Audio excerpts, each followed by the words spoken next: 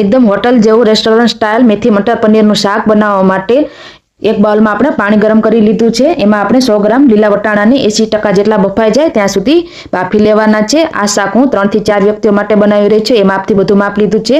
એક પેનમાં 1 ચમચી તેલ લઈને 100 ગ્રામ જેટલી લીલી મેથીને એટલે કે 1 કપ જેટલી લીલી મેથીને આપણે સાતળી લઈશું। સરસ રીતે સંતળાઈ જાય ત્યારબાદ કાઢી લઈશું અને એ જ પેનમાં 2 ચમચી તેલ મૂકીને 3 મીડિયમ સાઈઝની ડુંગળી, 2 લીલા મરચાં, 1 ઇંચ આદુનો ટુકડો અને 7 થી 8 લસણની કળીને સરસ રીતે સાતળી લઈશું। ડુંગળી ગુલાબી કલરની થઈ જાય ત્યારબાદ તેમાં મોટા ટુકડામાં સમારેલા 2 ટમેટા ઉમેરી દઈશું। એને પણ સરસ રીતે મિક્સ કરી દઈશું અને અહીંયા 15 થી 20 કાજુના ટુકડા લઈ લીધા છે જેનાથી આપણી ગ્રેવીનો ટેસ્ટ एकदम रेस्टोरंट स्टाइल આવશે અને एकदम ક્રીમી ટેક્સચર વાળી આપણી ગ્રેવી બનશે।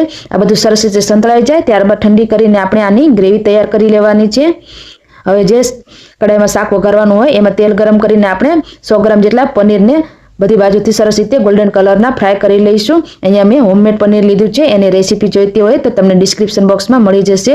પનીર આપણું ફ્રાય થઈ ગયું છે તો એ તેલમાં અડધી ચમચી જીરું ઉમેરી દઈશું અને જે ગ્રેવી આપણે તૈયાર કરી છે એ પણ ઉમેરી દઈશું। ગ્રેવીને સરસ રીતે તેલમાં મિક્સ કરી દઈશું અને ઢાંકણ ઢાંકીને આપણે એને 3 થી 4 મિનિટ માટે થવા દઈશું। ગેસની આંચ અહીંયા આપણે એકદમ ધીમી રાખવાની છે।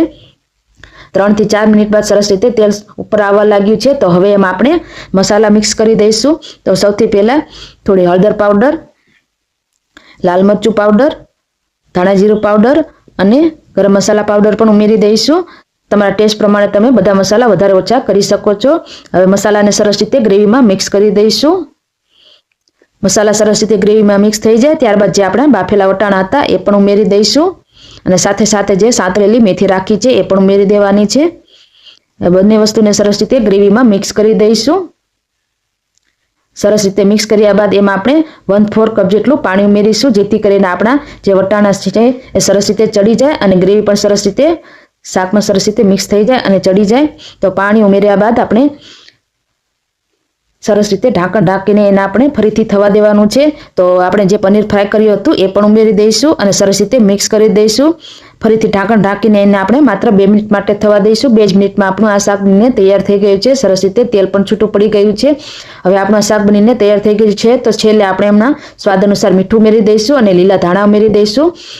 છેલ્લે મીઠું ઉમેરવાથી આપણને શાકમાં મીઠું ઉમેરવાનો અંદાજ આવે છે એટલા માટે મીઠું હંમેશા એન્ડમાં એડ કરવું। જો તમને કેવો લાગ્યો એ કમેન્ટ બોક્સમાં જણાવવાનું ભૂલતા નહીં અને પસંદ આવ્યો હોય તો ચેનલને સબસ્ક્રાઇબ કરી શેર કરવાનું ભૂલતા